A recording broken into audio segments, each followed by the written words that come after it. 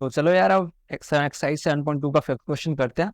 अब fifth question में बोला क्या है, find the ratio in which the line segment joining point A 1, -5 and point B -4, 5 is divided by the x axis. Also find the coordinates of the point of division. तो question में क्या बोला है अच्छे से समझते हैं। तो क्या बोला है, हमारे पास एक लाइन है, तो हमने बनानी है एक लाइन, उस पर दो पॉइंट्स हैं, कॉर्नर पॉइंट्स। पॉइंट ए है 1, -5 और पॉइंट बी है हमारे पास -4, 5। ठीक है, हमारे पास दो पॉइंट्स है। अब इस लाइन, जो हमारी लाइन ए बी है, इसको एक, जो हमारी एक दूसरी लाइन एक्स एक्सिस की जो लाइन है वो उसको कट कर रही है। तो मान लो यहाँ से कट कर रही है, इसको मैं पॉइंट सी बोल देता हूँ। तो इसको जो कट कर रही है, तो इससे कुछ कोऑर्डिनेट होगा। ठीक है, कि वो कोऑर्डिनेट क्या होगा। अब क्योंकि ध्यान से देखो, क्योंकि जो लाइन ए बी को जो लाइन कट कर रही है वो एक्स एक्सिस की लाइन है। तो क्योंकि एक्स एक्सिस की लाइन है, तो उसका वाई कोऑर्डिनेट तो जीरो ही होगा ना, है ना। तो मैं आपको बताता हूँ अच्छे से। तो मान लो ये एक्स एक्सिस है और ये वाई एक्सिस है। तो एक्स एक्सिस पे जो वाई के कोऑर्डिनेट्स होते हैं वो तो हमेशा जीरो ही होते हैं ना। तो 1, 0, 2, 0, 3, 0। तो वाई का कोऑर्डिनेट तो हमेशा जीरो ही होता है। तो उस पॉइंट सी को हम क्या लेंगे, x, 0। समझ में आ गया, क्योंकि लाइन ए बी को एक्स एक्सिस कट कर रही है, इसलिए मैंने पॉइंट सी क्या लिया, x, 0। क्योंकि एक्स एक्सिस कट करने पे एक्स एक्सिस पे जो वाई का कोऑर्डिनेट होता है वो हमेशा जीरो होता है। समझ में आ गया, सिंपल है ना। एक्स एक्सिस पे तो वाई का कोऑर्डिनेट जीरो ही होगा ना, सिंपल सी बात है। तो हमारे पास पॉइंट सी क्या आ गया, x, 0। तो हमें पहले क्या बताना है, पहले तो हमें रेशियो बताना है, फाइंड द रेशियो। तो हम पिछले वाले क्वेश्चन की तरह करेंगे, लेट द रेशियो हम क्या ले लेंगे, k/1। ठीक है, तो हमने k/1 ले लिया। अब हमारा वही अपना सेक्शन फॉर्मूला लगाते हैं। तो सेक्शन फॉर्मूला हमारा क्या होता है, x, y, या जो हमारा कोऑर्डिनेट होता है वो क्या होता है, m1 x2 plus m2 x1 upon में m1 + m2। मैं जल्दी जल्दी लिख देता हूँ, ठीक है। Comma m1 y2 plus m2 y1 upon में m1 + m2। ठीक है। अब हमारे पास ध्यान से देखो, तो हमारे पास एक्स कोऑर्डिनेट तो हमें नहीं पता है ना, लेकिन हमें वाई कोऑर्डिनेट पता है। क्योंकि एक्स एक्सिस कर रही है तो इसका वाई कोऑर्डिनेट क्या है, 0। इसको मैं यहाँ से काट देता हूँ। तो वाई कोऑर्डिनेट्स का 0 है। अब हमने रेशियो m1 और m2 की वैल्यू ये दी है, ये हमारा m1 है k और m2 है हमारा 1। तो ये हमारा m2 है 1 और m1 है k। तो इसकी वैल्यूज पुट करते हैं। तो m1 हमारा k हो गया।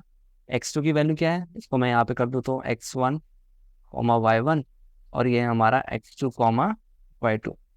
तो हमारा x2 क्या है, -4। तो ये हो जाएगा k इंटू -4 प्लस m2 क्या है 1 इंटू x1 क्या है 1 अपॉन में k+1।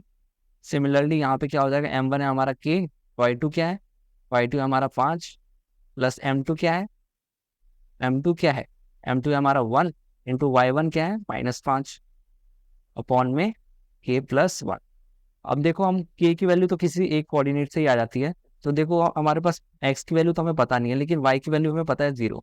और जो y की वैल्यू होती है इस वाले से आती है ना, तो इस वाली जगह, इस वाले जो हमारी इक्वेशन आई है इसकी जगह हम क्या पुट कर देंगे, 0 पुट कर देंगे, है ना। क्योंकि ये हमारी x की वैल्यू होती है और ये हमारी y की वैल्यू होती है। ठीक है, तो मैंने थोड़ा जो सड़ा दिया उसको थोड़ा मैं मिटा देता हूँ। ठीक है, तो यहाँ से मैं k की वैल्यू फाइंड करते हैं।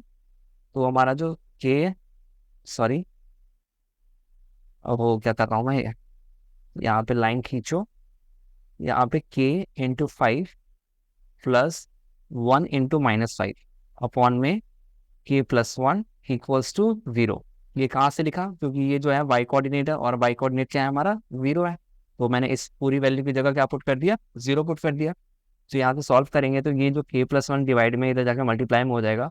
तो 0 से कोई भी नंबर मल्टीप्लाई करते हैं तो क्या आता है, 0 आता है। तो हमारा क्या हो जाएगा, k इंटू 5 प्लस ये क्या हो जाएगा, -5 इंटू 1 क्या होता है, इस तो यहाँ पे भी लिख ही देता हूँ ना मैं। 5 इंटू क्या होता है 5k, और इंटू प्लस -5 इंटू 1 क्या होता है -5। तो हो जाएगा -5 इक्वल्स टू 0। तो k+1 को 0 से मल्टीप्लाई करा तो क्या है 0। तो यहाँ से k की वैल्यू कितनी आ जाएगी, 5k इक्वल्स टू 5। और k की वैल्यू यहाँ से कितनी आएगी, 5/5, जो कि होता है 1। तो हमारा रेशियो कितना आ गया, क्योंकि रेशियो को हमने k/1 लिया था। तो यहाँ पे k की वैल्यू y है 1, तो रेशियो आ गया हमारा 1/1। और इसको क्या कह सकते हैं हम, m1/m2। तो हमारी m1 की वैल्यू भी 1 आई है और m2 की वैल्यू भी क्या आई है, 1 आई है। तो हमारा रेशियो क्या आ चुका है, 1/1। तो हमने पहला काम तो अपना कर लिया, रेशियो फाइंड कर लिया। अब हमारा दूसरा काम क्या है कि हमें कोऑर्डिनेट बताना है, ठीक है। Also find the coordinate of the point of division, मतलब जो पॉइंट सी है ना, इसका कोऑर्डिनेट बताना है। जो पॉइंट सी है उसका एक कोऑर्डिनेट तो हमें पता ही है, वो है क्या, 0।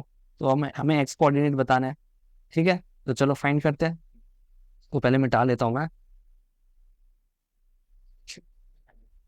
एक साइड से काम चल जाएगा, और मिटा देता हूँ।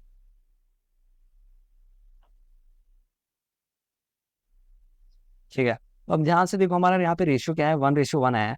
मतलब पॉइंट ए क्या है हमारा, 1:1। तो इसका मतलब 1:1 आया, तो पॉइंट सी क्या हमारा, मिड पॉइंट है ना।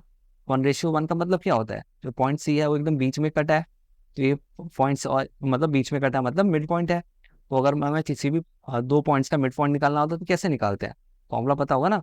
जैसे मान लो ये है x1 है, एक्स और ये हमारा y1 है, ठीक है। और ये दूसरा पॉइंट है x2 y2, ठीक है।